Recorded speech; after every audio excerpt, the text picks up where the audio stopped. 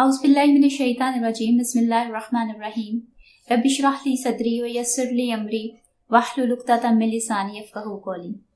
आज मैं आप लोगों से सूरह फजर के हवाले से कुछ बातें शेयर करूंगी। ये सूरत नंबर 89 है और इसका नाम इसकी पहली आयत में से लिया गया है। ये मक्की सूरत है और ये मक्का में उस वक्त नाज़िल हुई थी जब नबी सल्लल्लाहु अलैहि वसल्लम की मुखालफत कफ़ार बड़े ज़ोर शोर से कर रहे थे और वो आखिरत को जुटला रहे थे। तो फिर इस सूरत में पिछली कौमों के वाक़यात और मिसाल बयान करके उनको समझाया गया और ख़बरदार किया गया। यानी बुनियादी तौर पर इस सूरत में आखिरत की जज़ा और सज़ा के कॉन्सेप्ट को क्लियर किया गया। अगर इस सूरत का हम खुलासा करें तो इसको 4 हिस्सों में डिवाइड किया जा सकता है। सबसे पहला हिस्सा आयत नंबर 1 से आयत नंबर 5 तक, इसमें मुख्तलिफ चीज़ों की कसम खाई गई है और फिर एक सवाल किया गया है। उसके बाद दूसरा हिस्सा जो है आयत नंबर 6 से आयत नंबर 14 तक है और इसमें पिछली कौमों यानी कौम आद कौम समूद के वाक़यात बयान करके मक्का वालों को समझाया गया। उसके बाद अगला हिस्सा जो है आयत नंबर 15 से 20 तक है, इसमें इस वक्त मौजूद लोगों का हाल और रवैया बयान किया गया। और फिर आखिरी हिस्सा आयत नंबर 21 से 30 तक है, इसमें आखिरत के हालात और वाक़यात का तज़किरा है।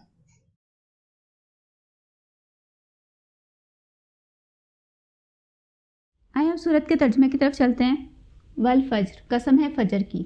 वलयालिन अश्र, और कसम है 10 रातों की। वश्शफ़ी वल वत्र, और कसम है जुफ्त की और ताक की यानी ईवन और ओड की। वल्लैली इज़ा यस्र, और कसम है रात की जब वो गुजरती है। इन चारों कस्मों के हवाले से उलमा की बहुत सारी ओपिनियंस हैं और उन ओपिनियंस को हम 2 बड़े ग्रुप्स में डिवाइड कर सकते हैं, ख़ास और आम। यानी कुछ उलमा का ख्याल है कि कस्में जो हैं वो ख़ास चीज़ों के हवाले से हैं और कुछ का ख्याल है कि ये आम रोज़ाना की रूटीन में से कस्में ली गई हैं। अब आगे से जो ख़ास वाला ग्रुप है ना, उनके भी 2 मौक़िफ़ हैं। एक मौक़िफ़ के मुताबिक ये कस्में जो हैं नबी सल्लल्लाहु अलैहि वसल्लम पर नबूवत का आगाज़ और उनके मिशन की तकमील के हवाले से हैं, और दूसरा मौक़िफ़ ये है कि कस्में जो हैं वो हज के इवेंट से रिलेटेड हैं। आइए अब इन सारी कस्मों को यानी कि इन सारे मौक़िफ़ को 1 बाय 1 डिटेल में देखते हैं। वल फज्र, कसम है फजर की। फजर वो वक्त होता है जब रात के अंधेरे में से रोशनी निकलना शुरू होती है। मतलब हज़रत ईसा की वफ़ात के तकरीबन 600 साल तक जो वही का सिलसिला था वो रुका रहा, यानी हदायत का नूर जो था वो बंद था। और फिर अब आगे नबी सल्लल्लाहु अलैहि वसल्लम पर नबूवत का आगाज़ हुआ, यानी वही की रोशनी जो है वो स्टार्ट हुई और फजर का टाइम जो है वो शुरू हुआ। वलयालिन अश्र, कसम है 10 रातों की। इससे मुराद रमज़ान की आखिरी 10 रातें भी हो सकती हैं जो रमज़ान का आखिरी अशरा होता है, जिसमें कि शब कदर में कुरान का नज़ूल वही के ज़रिए स्टार्ट हुआ था। और इससे एक मुराद जो है वो ज़ुल्हज की पहली 10 रातें भी हो सकती हैं, जिसमें कि हज्जतुल वदा के मौका पर नबी सल्लल्लाहु अलैहि वसल्लम पर इस दीन के अहकामात की तकमील कर दी गई। अल-यौमा अकमलतु लकुम दीनुकुम। वश्शफ़ी वल वत्र, और कसम है ईवन की और ओड की। इससे मुराद है रमज़ान के अशरे में जो ताक रातें और जुफ्त रातें होती हैं उसकी कसम खाई गई है। वल्लैली इज़ा यस्र, और कसम है रात की जब वो गुजरती है। इसमें शब कदर की तरफ इशारा है जिसमें कि हज़ारों फरिश्ते उतरते हैं, बहुत सारे अहकामात का अल्लाह ताला फ़ैसला करते हैं, लेकिन ये रात भी आम रातों की तरह गुजर जाती है। ये हो गया एक मौक़िफ़। अब दूसरा मौक़िफ़ जिसमें कि हज के हवाले से कस्मों को रिलेट किया गया है। वल फज्र, इससे मुराद है यौम नहर की फ़जर, जबकि तकरीबन हज जो है वो कंप्लीट हो गया होता है और जिस बंदे का हज कबूल हो जाता है उसकी ज़िंदगी में जो पिछले सारे गुनाह थे वो ख़त्म हो जाते हैं, वो अल्लाह ताला माफ़ कर देते हैं और उसकी ज़िंदगी की एक नई सुबह स्टार्ट होती है। वलयालिन अश्र, इससे मुराद है ज़ुल्हज की पहली 10 रातें, यानी जिसके हवाले से नबी सल्लल्लाहु अलैहि वसल्लम ने फरमाया कि इन 10 दिनों में किए गए अमाल जो हैं वो अल्लाह ताला को सबसे ज़्यादा महबूब हैं। तो सहाबा कराम ने पूछा कि या रसूल अल्लाह, क्या जहाद से भी ज़्यादा? तो नबी सल्लल्लाहु अलैहि वसल्लम ने फरमाया कि हाँ, जहाद से भी ज़्यादा, सवाए उस एक शख्स के जो अपनी माल और जान के साथ निकला और उसमें से कुछ भी वापस नहीं आया, यानी कि वो वहाँ पे शहीद हो गया। उसके अलावा बाकी जितने भी अमाल हैं वो सारे इन 10 दिनों में जो किए जाएँ वो सबसे अफसल हैं। वश्शफ़ी वल वत्र, ईवन और ओड की कसम, और इससे मुराद है अयाम तशरीक, यानी हज के बाद जो यौम नहर के बाद वहाँ पे और 2 या 3 दिन स्टे करना होता है, तो वो स्टे 2 दिन का भी होता है, यानी ईवन भी होता है और ओड भी होता है। वल्लैली इज़ा यस्र, यहाँ पे इशारा है मुज़दलिफ़ा की रात की तरफ जो कि जल्दी से गुजर जाती है और लोग उसमें इबादत में मसरूफ़ होते हैं। आइए अब तीसरे मौक़िफ़ के हवाले से इन कस्मों को एनालाइज कर लेते हैं। वल फज्र, कसम है फजर की, यानी फ़जर का नमाज का जो टाइम होता है, सुबह का टाइम। فجر کی نماز جو ہے یہ بہت اہم ہوتی ہے اور یہ منافقوں کے لیے بہت مشکل ہے. یہی وجہ ہے کہ آج بھی مسلمانوں کی میجورٹی جو ہے وہ فجر کی نماز نہیں پڑھ پاتی. اور فجر کی نماز کے حوالے سے قرآن پاک میں ایک اور جگہ پہ آتا ہے اِنَّ قرآن الفجر کان مشہودا، یعنی جو فجر کے وقت قرآن پڑھا جاتا ہے وہ مشہود ہوتا ہے، یعنی اس کی گواہی دی جاتی ہے. اس وقت لوگ گواہ موجود ہوتے ہیں. کون گواہ ہوتے ہیں؟ اس وقت فرشتے موجود ہوتے ہیں. صبح اور شام کی دونوں شفٹ کے جو فرشتے ہیں، کیونکہ اس وقت ڈیوٹی چینج ہو رہی ہوتی ہے، تو دونوں شفٹ کے فرشتے اس وقت موجود ہوتے ہیں اور وہ فجر میں تلاوت کیا جانے والا قرآن جو ہے اسے سنتے ہیں. وَلَيَالٍ عَشْرٍ، اس سے مراد ہے مہینے کی ہر 10 راتیں، یعنی 30 راتوں میں سے پہلی 10 راتیں، پھر درمیانی 10 راتیں اور پھر آخری 10 راتیں، جس میں کہ چاند کی جو شکل ہے وہ چینج ہوتی رہتی ہے. پہلی 10 راتوں میں وہ باریک سے موٹا ہونا شروع ہوتا ہے اور پھر آدھے سے زیادہ روشن ہو جاتا ہے، اور درمیان والی 10 راتوں میں پورا چاند روشن ہوتا ہے اور پھر آہستہ آہستہ وہ کم ہونا شروع ہوتا ہے. اور جو آخری 10 راتیں ہیں اس میں جو چاند ہے وہ چھوٹے سے چھوٹا، پتلے سے پتلا ہوتا جاتا ہے، یہاں تک کہ آخری رات جو ہے وہ پوری تاریک ہو جاتی ہے. تو یہ چاند کی جو مختلف اس کی موومنٹ ہے، اس کی شکل ہے، اس کی وجہ سے مہینے اور تاریخیں جو ہیں وہ کنفرم ہوتے ہیں، وہ اسٹیبلش کیے جاتے ہیں. تو یہ بہت اہم ہے. والشفع والوتر، اور قسم ہے جفت کی اور طاق کی. یہاں پہ شف سے مراد ہے یعنی جوڑا جو ہوتا ہے، اس سے مراد ہے تمام مخلوقات، کیونکہ اللہ تعالیٰ نے جتنی بھی مخلوق پیدا کی ہے وہ جوڑوں کی شکل میں پیدا کی ہے، یعنی تمام مخلوقات کی قسم. والوتر، اور وتر سے مراد ہے سنگل، یعنی اللہ تعالیٰ کی ذات، خالق جو تنہا ہے. قسم ہے مخلوق کی اور قسم ہے خالق کی. واللیل اذا یسر، اور قسم ہے رات کی جب وہ گزرتی ہے. اس سے مراد ہر رات ہے کہ جو گزرتی رہتی ہے. یہ نہیں ہوتا کہ رات آئی ہے اور وہ سٹے کر جائے گی، اب رات ختم ہی نہیں ہوگی. رات اور دن کا جو ہے وہ آنا جانا لگا رہتا ہے، اور یہ اللہ تعالیٰ کی قدرت کی نشانیوں میں سے ایک بہت بڑی نشانی ہے. اب ان قسموں کو انالائز کر لیتے ہیں کہ قسمیں کھانے کا مقصد کیا ہے. قسمیں کھانے کا ایک مقصد تو ہوتا ہے لوگوں کی اٹینشن گین کرنا. دوسرا مقصد ہوتا ہے کسی چیز کو اوتھینٹیکیٹ کرنا، یعنی پروف کرنے کے لیے قسمیں کھائی جاتی ہیں. تیسرا یہاں پہ جو مقصد ہے وہ یہ ہے کہ اللہ تعالیٰ کا کنٹرول ظاہر کیا جا رہا ہے کہ دن اور رات کا جو بدلنا ہے، یعنی کہ دن کے بعد رات کا آنا جو ہے، یہ اللہ تعالیٰ کا بہت بڑا جو ہے اس میں اختیار ہے، اور یہ ایک معجزہ ہے جو ہر انسان اس کو نوٹس کرتا ہے. کیونکہ ایک انسان چاہے کتنا بھی امیر ہو، چاہے کتنے بھی ملکوں کا بادشاہ ہے، لیکن وہ سورج کو کنٹرول نہیں کر سکتا. نہ وہ سورج کو اپنی مرضی سے نکال سکتا ہے اور نہ غروب کر سکتا ہے. یہ کنٹرول صرف اللہ تعالیٰ کا ہے. اور پھر اس کے بعد اس میں ایک مقصد یہ ہے کہ اس میں ان چیزوں کی طرف ذکر کیا گیا ہے، ان اوقات کا، ان دنوں کی طرف اشارہ کیا گیا ہے جس کے ذریعے ایک بندہ جو ہے وہ اپنے رب کی رضا حاصل کر سکتا ہے. یعنی فجر کا وقت ہے، وہ 10 راتیں ہیں جو رمضان کی آخری ہیں، اور پھر شفع والوتر اور رات کا وہ حصہ جو اینڈ پہ گزر رہا ہوتا ہے، رات ختم ہونے والی ہوتی ہے سحر کے قریب والا. تو یہ سارے وہ چیزوں کا قسم کھائی گئی ہے. اور شفع والوتر سے ایک مراد یہ بھی ہو سکتا ہے کہ مہینے، جو کوئی طاق بھی ہوتا ہے، 30 کا بھی ہوتا ہے، کوئی 29 کا ہوتا ہے. اس سے مراد تاریخیں بھی ہو سکتی ہیں، یعنی پہلی تاریخ ہے، پھر دوسری جفت ہے، پھر طاق ہے، پھر جفت ہے. اور اس سے مراد جو ہے ہماری نمازوں کی رقطیں بھی ہو سکتی ہیں. مطلب کچھ نمازیں جو ہیں وہ جفت ہوتی ہیں، جیسے ظہر ہے، فجر ہے، یہ جفت میں آتے ہیں. پھر جو مغرب ہے وہ طاق میں آ جاتی ہے، اور جو عشاء ہے اس میں دونوں قسم کی وہ آ جاتی ہیں رکھتے ہیں. یعنی پہلے 4 فرض ہیں اور پھر 3 وتر، یا 1 وتر یا 5 وتر، یعنی پھر طاق ہو جاتا ہے. آئیں اب آگے چلتے ہیں. حل فی ذالک قسم لذی حجر، حل کیا ہے، فی ذالک اس میں، یعنی ان قسموں میں کیا ہے، قسم کوئی ایک قسم، لذی حجر عقل والوں کے لیے، کہ کیا ان چاروں قسموں میں کوئی ایک قسم بھی ایسی نہیں ہے جس سے کہ عقل والوں کو سمجھ آ جائے یا ان کو وہ کلک کر جائے. اب یہ جو آیت ہے نا، یہ اس صورت کو باقی قرآن کی صورتوں سے یونیک کرتی ہے، کہ قسمیں تو اللہ تعالیٰ نے اور بہت ساری صورتوں میں کھائی ہیں، جیسے والعصر ہے، والشمس والضحیٰ، والتین والزیتون، لیکن وہاں پہ قسموں کے بعد کوئی سوال نہیں کیا جاتا کہ یہ قسموں میں کوئی ایک قسم نہیں ہے جو عقل والوں کے لیے کافی ہو. تو یہ جو آیت ہے یہ اس صورت کو یونیک بناتی ہے. آگے الم تر کیف فعل ربک بعاد، اب یہ پچھلی قوموں کا ذکر ہو رہا ہے، ان پر جو عذاب آیا تھا، ان کے جو حالات تھے، ان کی طرف اشارہ کیا جا رہا ہے. الم ترى کیفا، کیا تم نے نہیں دیکھا، کیفا کیسا، فعل کیا، ربو کا تیرے رب نے، بعاد قوم عاد کے ساتھ، کیا تم نے نہیں دیکھا. اور یہ ترا کا مطلب ہوتا ہے نوٹس کرنا، آبزرو کرنا، غور کرنا. کیا تم نے غور نہیں کیا کہ تمہارے رب نے عاد کی قوم کے ساتھ کیا کیا، کیسا کیا. تو یہ جو آیت ہے اس میں ایٹ دا سیم ٹائم نبی صلی اللہ علیہ وسلم کے لیے تسلی ہے کہ جس طرح اللہ تعالیٰ نے قوم عاد کو ڈیل کیا تھا تو وہ کافروں کو بھی، مکہ والوں کو بھی ڈیل کر لیں گے. اور اسی ایک آیت میں کافروں کے لیے وارننگ کہ جس طرح اللہ تعالیٰ نے قوم عاد کو ہلاک کیا تھا جو کہ اتنی طاقتور تھی، اتنی اسٹرانگ تھی، تو تم لوگ کیا چیز ہو۔ اب آگے چلتے ہیں۔ ارما ذات العماد، ارم لفظ جو ہے یہ عاد قبیلے سے پہلے والے قبیلے کا نام ہے، یعنی ان کی پہلی جنریشن، اور کچھ لوگوں کا خیال ہے کہ ارم اس بندے کا نام تھا جس نے قبیلے کا آغاز کیا تھا۔ اور جو ارم لفظ ہے اس کا لفظی مطلب ہوتا ہے پتھر یا چٹان کے ساتھ کوئی نشان کریٹ کرنا۔ ذات العماد، عماد کہتے ہیں پلرز کو، ذات العماد یعنی پلرز والے، ستونوں والے۔ اس سے ایک مراد تو یہ ہے کہ کیونکہ یہ فزیکلی بہت اونچے لمبے تھے، لمبے چوڑے تھے، تو ان کا جسم یعنی ایسے لگتا تھا دور سے جیسے کہ پلرز کھڑے ہیں۔ اور دوسرا اس سے مراد ہے کہ یہ جو عمارتیں انہوں نے بنانی شروع کی تھی، یہ بہت اونچی اونچی عمارتیں بناتے تھے، اور انہوں نے سب سے پہلے پلرز کے اوپر عمارتیں بنانی شروع کی تھیں۔ یہ طریقہ انہوں نے ایجاد کیا تھا۔ اللہ لم یخلق مثلھا فی البلاد، اور نہیں پیدا کی ان کے جیسی کوئی قوم شہروں میں، یعنی اللہ تعالیٰ نے اس کے بعد ان کے جیسے لوگ بڑے بڑے اونچے چوڑے جو ہیں وہ نہیں بنائے، لیکن پھر بھی اتنے وہ اونچے تھے، اتنے اسٹرانگ تھے، اس کے باوجود اللہ تعالیٰ نے ان کو ہلاک کر دیا۔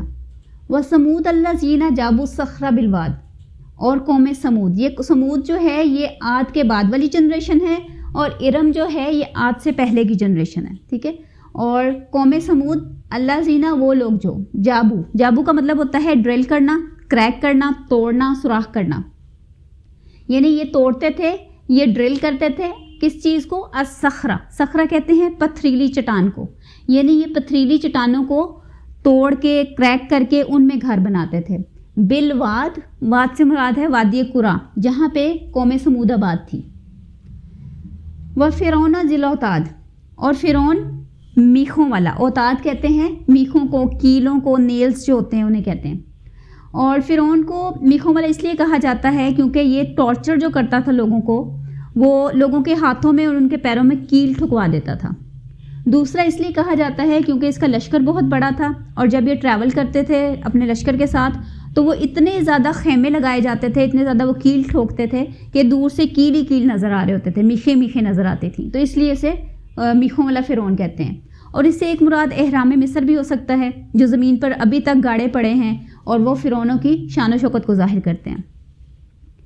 اللہ زینہ طغوا فی البلاد، اللہ زینہ یہ سارے لوگ جو ہیں، یہ ساری قومیں جو ہیں، انہوں نے کیا کیا؟ تغو جو ہے اس کا روٹ مادہ ہے تغا، توئے غین یا، اس کا مطلب ہوتا ہے طغیانی، جیسے ہم کہتے ہیں نا دریا میں طغیانی آ گئی اور سیلاب آ گیا، یعنی جب پانی اپنے حدوں سے باہر نکل آتا ہے، اپنے کناروں سے باہر آ جاتا ہے، تو اسی طرح لوگ جب اللہ تعالیٰ کی بیان کی ہوئی حدوں سے باہر نکل جاتے ہیں تو وہ تغو یعنی طغیانی کی سینس میں آتا ہے کہ ان لوگوں نے سرکشی کی، نافرمانی کی، اپنی حدوں سے باہر نکل گئے، فی البلاد شہروں میں، یعنی شہروں میں انہوں نے سرکشی کی۔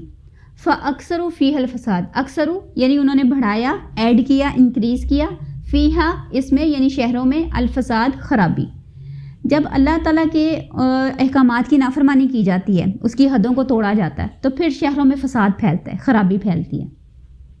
تو جب انہوں نے یہ حرکتیں کی، فساد پھیلایا، خرابی کی، تو فصب علیہم ربک صوت عذاب، سبا انڈیل دیا، ڈالنا، ایک دم سے گرا دینا، علیہم ان پر، یعنی اچانک انڈیل دیا ان پر، ربو کا آپ کے رب نے۔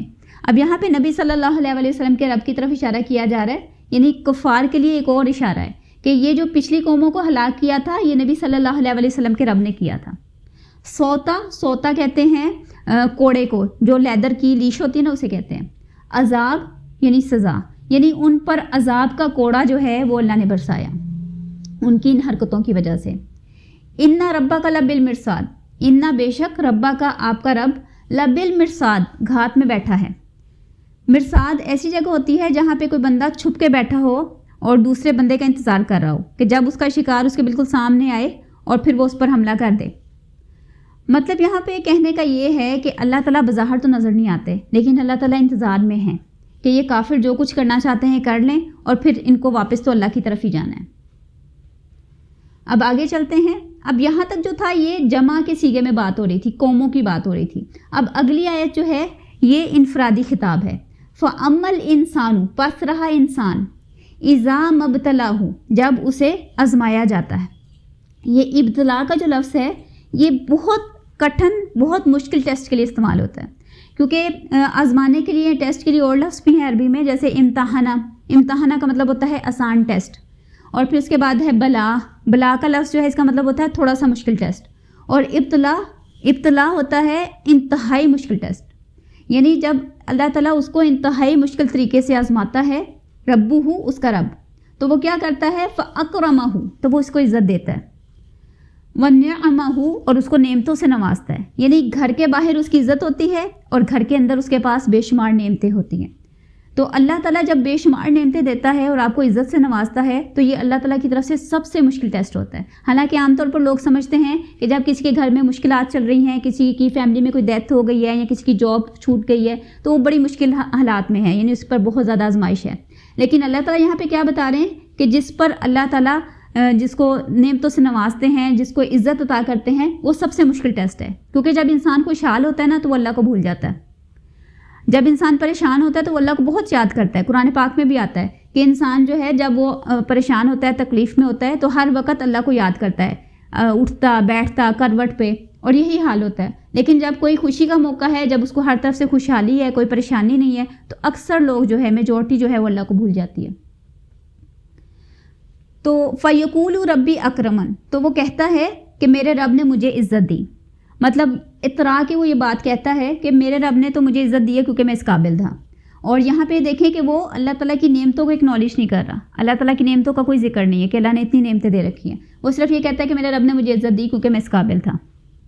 اب اگلی آیت کی طرف چلتے ہیں۔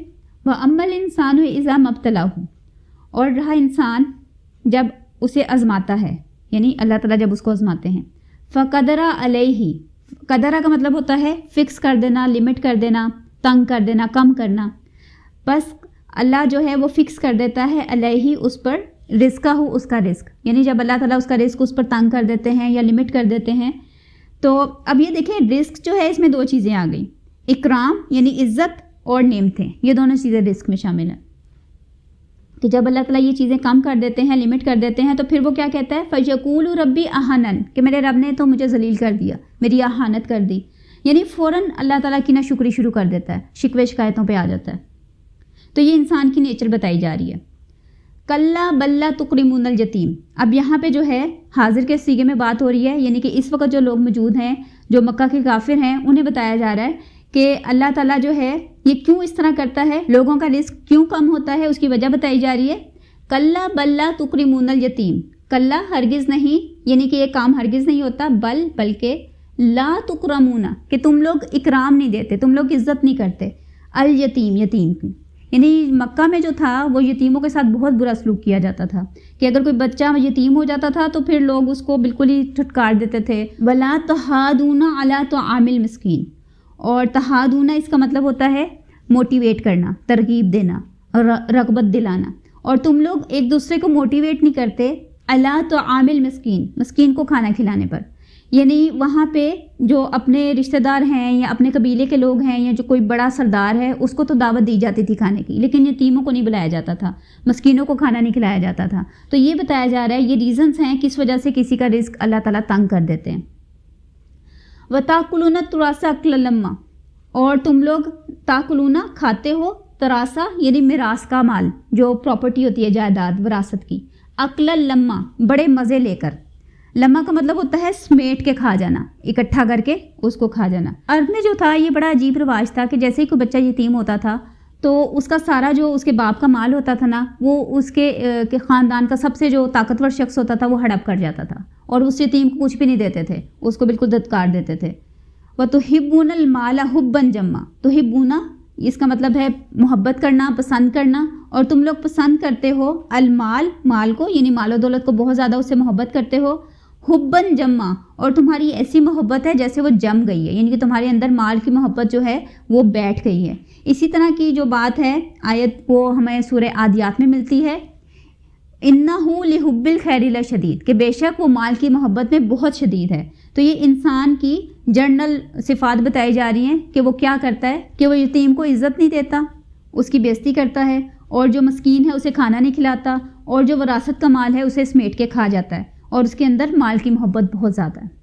کلا اذا دکت الارض دکن دکا، کلا کا جو لفظ ہے یہ دو مفہوم میں استعمال ہوتا ہے، ایک تو یہ نگیٹ کرنے کے لیے استعمال ہوتا ہے، یعنی کہ ہرگز نہیں کے معنی میں، اور ایک جو ہے یہ ڈیفینیٹلی کے معنی میں استعمال ہوتا ہے، یعنی کسی چیز کی شورٹی ظاہر کرنے کے لیے. اور یہاں پہ ہم اس کو دونوں مفہوم میں کنسیڈر کر سکتے ہیں. اگر ہم اس کو ہرگز نہیں کے معنی میں لیں تو اس کو ہم پچھلی آیات سے کنیکٹ کر سکتے ہیں جس میں تھا کلا بلا تکریمون الیتیم، کہ تم یتیم کی عزت نہیں کرتے، مسکین کو کھانا نہیں کھلاتے اور وراثت کا مال جو ہے وہ سمیٹ کے کھا جاتے ہو. تو یہ جو اس طرح کے لوگ ہیں وہ سمجھتے ہیں کہ آخرت کبھی نہیں آئے گی. تو یہاں پہ ان کو نگیٹ کیا جا رہا ہے کہ ہرگز نہیں، آخرت قیامت ضرور آئے گی، اور آگے جو ہے اس کی ساری ڈیٹیل بتائی جا رہی ہے. اور اگر ہم اس کو ڈیفینیٹلی کے معنی میں لیں تو پھر یہ آگے قیامت کے حوالے سے ہے کہ ڈیفینیٹلی قیامت ضرور آئے گی. اب اس کی ڈیٹیل ہے اذا، جب، دکت الارض، دکا کا مطلب ہوتا ہے کوٹنا، گرائنڈ کرنا، یعنی جب زمین جو ہے اس کے اوپر جتنی چیزیں ہیں، پہاڑ ہیں، بلڈنگز ہیں، جو کچھ بھی ہے، سارا کچھ جو ہے وہ گرائنڈ کر دیا جائے گا، اس کو ٹکڑے ٹکڑے کر دیا جائے گا، ریزہ ریزہ کر دیا جائے گا. دکن دکا، یہ اس کی تاکید کے لیے ہے کہ بالکل پاؤڈر فارم میں کر دیا جائے گا اور ساری زمین جو ہے وہ فلیٹ ہو جائے گی. اور یہی چیز جو ہے سورہ کہف میں بھی اللہ تعالیٰ نے بیان کی ہے، وَإِنَّا لَجَاعِلُونَ مَا عَلَيْهَا صَعِيدًا جُرُزًا، کہ زمین کے اوپر جو کچھ بھی ہے یقیناً ہم اس کو بالکل چٹیل میدان بنانے والے ہیں. اور اسی طرح کے آیات جو ہیں سورہ زلزال میں بھی ہیں، اذا زلزلت الارض زلزالہا، کہ جب زلزلہ آئے گا بہت زیادہ زلزلہ اور زمین کو بہت زور سے ہلا دیا جائے گا. اور جب زلزلہ آتا ہے تو آپ کو پتہ ہے بلڈنگز وغیرہ سارا کچھ گر جاتا ہے اور ملبے کی شکل میں کنورٹ ہو جاتا ہے، یعنی وہ ریزہ ریزہ ہو جاتی ہے. وَجَاءَ رَبُّكَ وَالْمَلْكُ صَفًّا صَفًّا، وَجَاءَ اور آئے گا، آ جائے گا، ربو کا تیرا رب، یعنی آپ صلی اللہ علیہ وسلم کا رب جو ہے وہ آ جائے گا، والملک اور فرشتے، صفن صفا، صفن صفا یعنی کتار در کتار، لائنس بنا کے. جیسے ہوتا ہے نا کہ کوئی امپورٹنٹ پرسنالٹی ہے جب وہ کہیں نکلتی ہے، جیسے کوئی پریزیڈنٹ وغیرہ ہے، تو اس سے پہلے اس کے جو سیکیورٹی گارڈس وغیرہ ہیں یا اس کے امپلائیز ہیں وہ لائن بنا کے اس کے پروٹوکول کے لیے آگے پیچھے کھڑے ہوتے.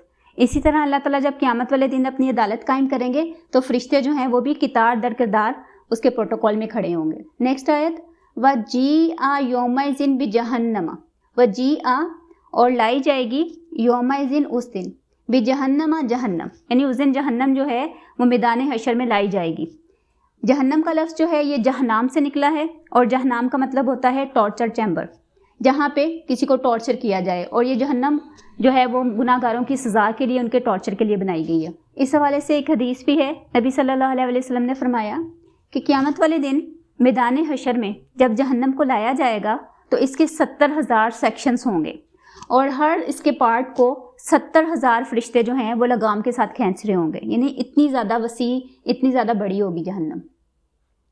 آگے ہے یومئذ یتذکر الانسان، اور جب جہنم لائی جائے گی نا تو انسان جو ہے، جو کافر انسان ہے، وہ فوراً جو ہے وہ غور کرے گا، فوراً وہ اس سے نصیحت حاصل کرے گا، وہ نصیحت جو نبی صلی اللہ علیہ وسلم اس وقت ان لوگوں کو بتا رہے ہیں، مکہ والوں کو، اور وہ نصیحت جو ہر رسول نے اپنی قوم کو کی. اور اس وقت سردار اور کافر جو تھے وہ نہیں مان رہے تھے، اس نصیحت کو قبول نہیں کر رہے تھے، لیکن جب وہ جہنم کو اس دن دیکھیں گے تو وہ فوراً ان کو وہ نصیحت جو ہے وہ سمجھ آ جائے گی.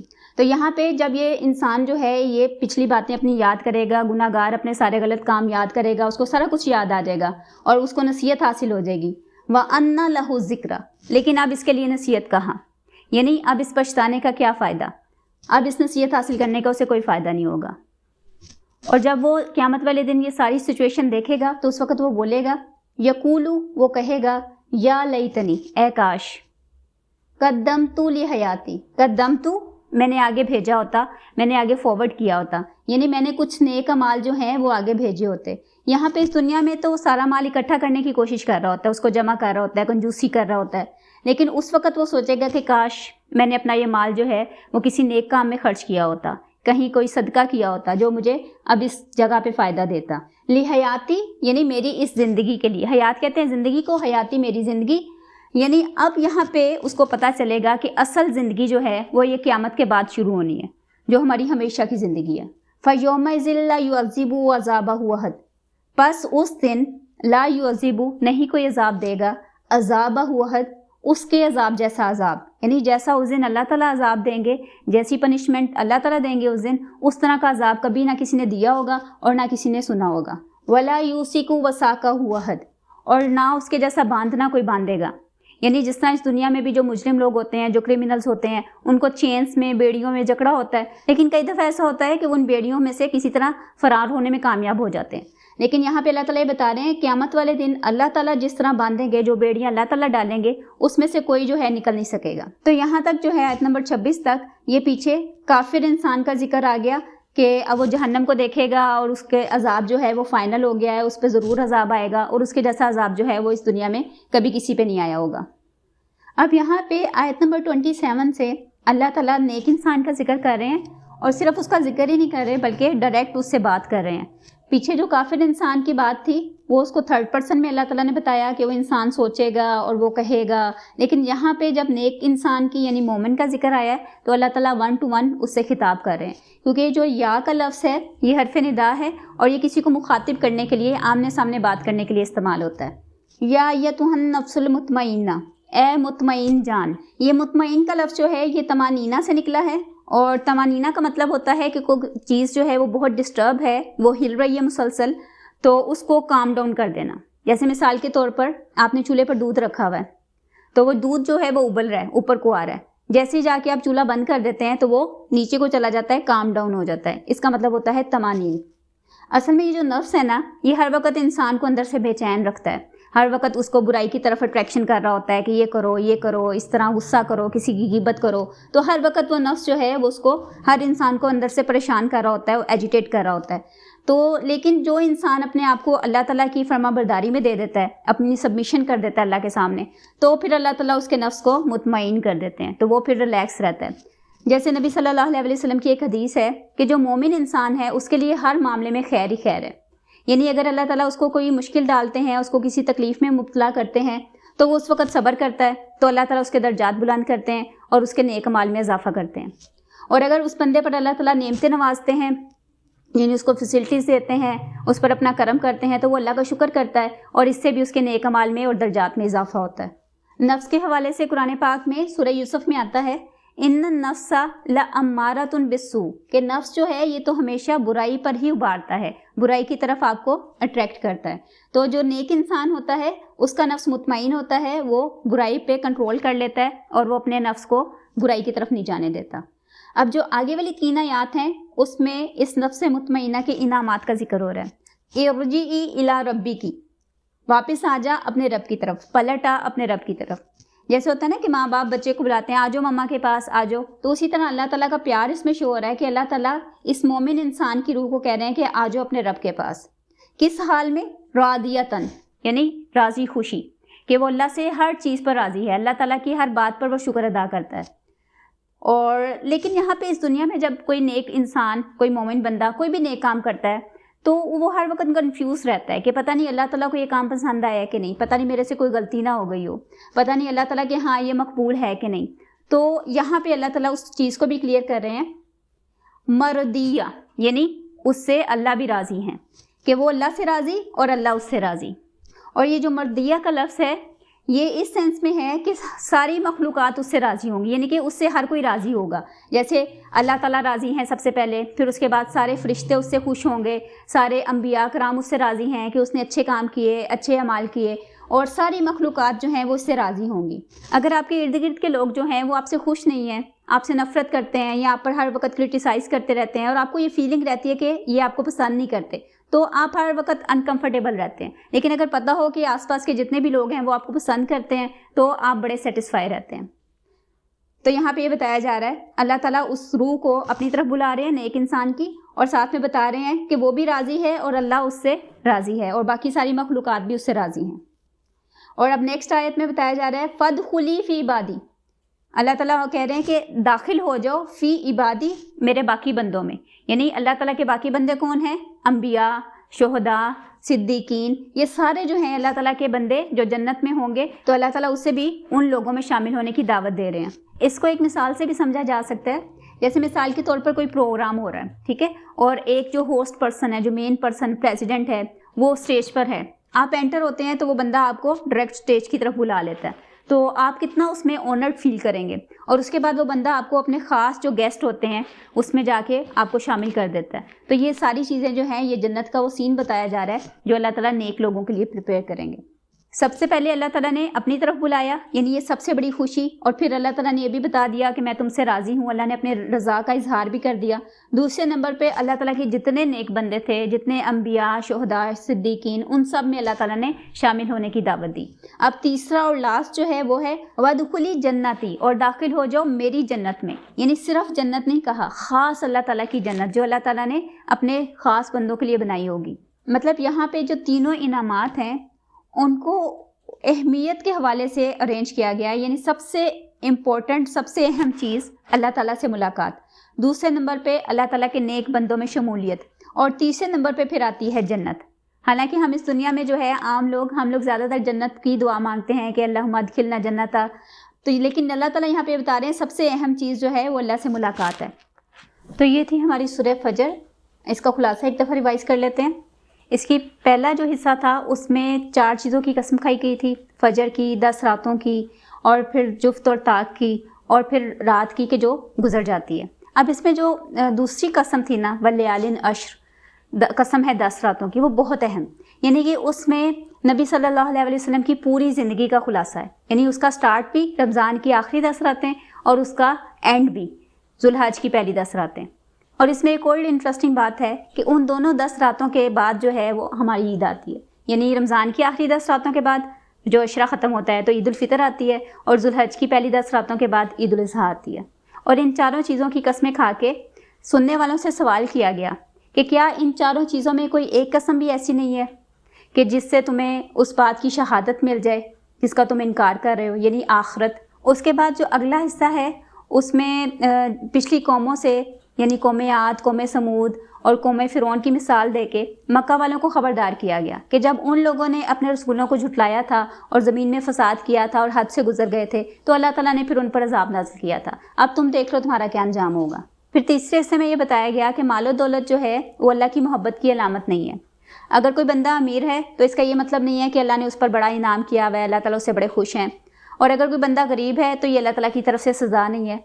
असल में अल्लाह ताला इन दोनों किस्म के हालात से, यानी अमीरी और गरीबी, इन दोनों चीज़ों से अल्लाह ताला चेक करते हैं कि इंसान का रवैया क्या है। कि अगर कोई बंदा, उसको बहुत ज़्यादा दौलत मिल जाती है तो उसका क्या बिहेवियर होता है। वो अल्लाह को भूल तो नहीं जाता कि अगर किसी बंदे को अल्लाह ताला रिस्क उसका काम कर देते हैं तो वो ना शुक्री पे तो नहीं उतर आता, यानी वो शिकवे शिकायत तो नहीं शुरू कर देता, अल्लाह ताला की सारी नेमतों को भूल तो नहीं जाता। तो अल्लाह ताला हर किसी को आजमाते हैं, किसी को देकर आजमाते हैं और किसी से लेकर आजमाते हैं। तो ये जो चीज़ें हैं, ये दुनिया में जो हालात हैं, ये अल्लाह ताला की कह लें कि रज़ा या अल्लाह ताला की खुशी को ज़ाहिर नहीं करते। फिर उसके बाद इसी हिस्से में विरासत के माल के हवाले से अरबों का एक ज़ालमाना रवाज जो है उसको मेंशन किया गया कि जैसे ही वहाँ पे किसी बच्चे का बाप मरता था तो उधर कोई भी बंदा जो बड़ा स्ट्रॉन्ग होता था वो उसका सारा माल इकट्ठा कर लेता था और उस पर कब्जा करके बैठ जाता था, और जो यतीम बच्चे होते थे उनको बेयारो मददगार छोड़ दिया जाता था। तो इस ज़ालिमाना रिवाज की तरफ इशारा किया गया, उसको पॉइंट आउट किया गया। यानी कि जो लोग इस तरह का तर्ज अमल रखते हैं, जो दूसरों पर जुल्म करते हैं, उनका माल खाते हैं, तो ये लोग ये ना सोचें कि ये ज़िंदगी में हमेशा ज़िंदा रहेंगे और ये माल उनको हमेशा फ़ायदा देगा। यानी आखिरत जो है वो ज़रूर आएगी और इनको इनके सारे अमाल का हिसाब किताब देना पड़ेगा। फिर आखिरी हिस्से में क़यामत का सीन बताया गया है कि जब अल्लाह ताला की अदालत कायम होगी तो आज जो लोग रोज़े सज़ा और जज़ा को झुटला रहे हैं तो उस दिन उनकी समझ में ये बात जो है वो बड़ी अच्छी तरीके से आ जाएगी। लेकिन उस वक़्त समझने का कोई फ़ायदा नहीं होगा, क्योंकि उस वक़्त चाहे वो शर्मिंदा हों, चाहे वो रिक्वेस्ट करें, अब उनको कोई माफ़ी नहीं मिलेगी, उनकी तौबा कबूल नहीं होगी और उनको अजाब में डाला जाएगा। और फिर सबसे आखिर में मुतमईन जान के बारे में बताया गया, यानी वो लोग जो इस दुनिया में हक़ को पूरे दिल से, पूरे इत्मीनान के साथ कबूल करते हैं और अल्लाह ताला की फरमाबरदारी इख्तियार करते हैं, तो उनके इनामात का जिक्र किया गया कि अल्लाह ताला उनको अपनी तरफ बुलाएंगे, अपने बंदों में शामिल करने की दावत देंगे और उसके बाद अपनी ख़ास जन्नत में उन्हें दाखिल करेंगे। अल्लाह से दुआ है कि अल्लाह ताला हमें भी इन लोगों में शामिल कर ले जिनका नफ्स मुतमईन है, और अल्लाह ताला हमें आखिरत में ये सारे इनामात जो हैं इनसे नवाजे। आमीन सुम आमीन।